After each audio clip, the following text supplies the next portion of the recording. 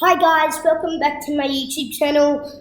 It's very cold in Wagga, Australia. Today we'll be making chocolate out of poppets. Yeah, so all what we'll be needing today is Skittles. It might sound funny, but Skittles and chocolate. Yeah. So you're gonna wanna get this type of chocolate. The square chocolate's alright. It will probably go for 40 seconds. This exactly goes for 1 minute.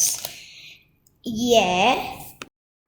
So you're gonna wanna put Skittles, and first you should definitely wash it. Yeah, and then you should have it in the fridge, not freezer, fridge, for 1 hour, 1 hour, 30 minutes, whatever's comfortable. I did 2 hours and it came out perfect. Yeah, and when you're trying to get these out, it may look very easy. It's easy, but it doesn't just come all out like this. You need to crack off pieces. Yeah.